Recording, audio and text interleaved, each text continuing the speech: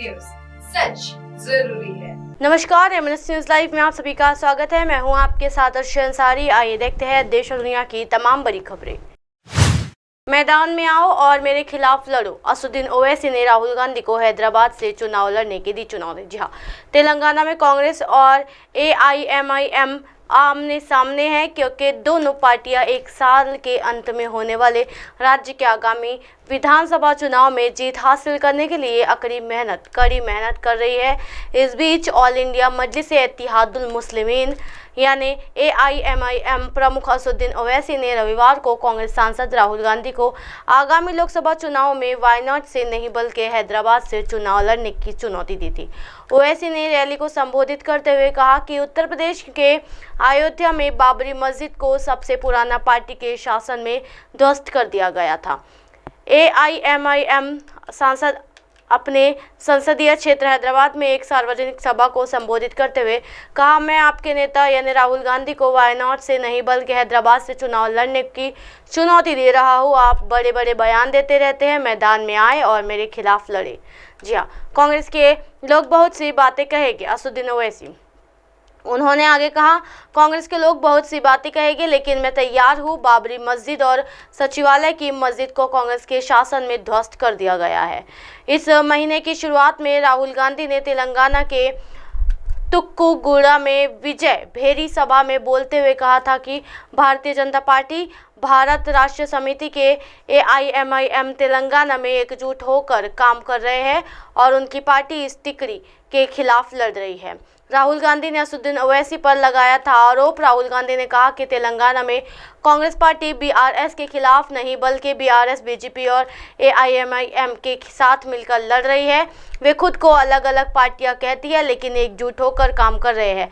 वायनाड सांसद ने कहा, यह भी दावा किया था कि तेलंगाना के मुख्यमंत्री के चंद्रशेखर राव के या AIMIM प्रमुख असदुद्दीन ओवैसी के खिलाफ कोई CBI ED मामले नहीं है, क्योंकि प्रधानमंत्री नरेंद्र मोदी उन्हें अपने लोग मानते हैं।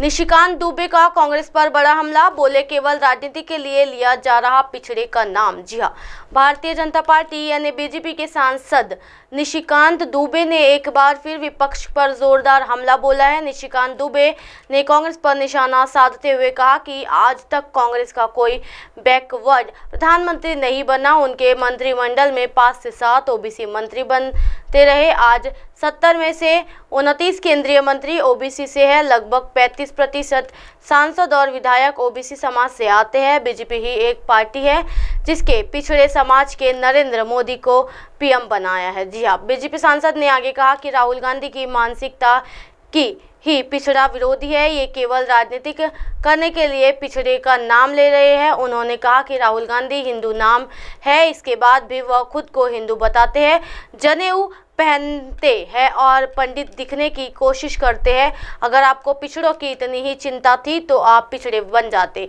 BJP सांसद आम कहते हैं कि आगामी विधानसभा चुनाव में कांग्रेस का सुपड़ा साफ होने जा रहा है। अभी तक किसी भी नहीं पता इंडिया गठबंधन में PM पद का प्रत्याशी कौन है। जी हाँ, OBC समाज की महिलाओं को आरक्षण देने की मांग बता दें कि सदन से पास हुए बिल में ओवैसी समाज की महिलाओं को आरक्षण देने की मांग को लेकर बवाल मचा हुआ है। कांग्रेस समेत समूह विपक्ष इसकी मांग कर रहे हैं। इसके लिए उन्होंने संसद में मांग भी की है, लेकिन सरकार की तरफ से अभी कुछ साफ नहीं किया गया है। पिछले दिनों राजस्थान के जयपुर में एक जनसभा को संबोधित करते हुए कांग्रेस अध्यक्ष मल्लिकार्जुन खड़गे ने वादा किया था कि 2024 में उनकी सरकार बनने पर महिला आरक्षण बिल में बदलाव किया जाएगा और OBC समाज की महिलाओं को इसमें आरक्षण दिया जाएगा।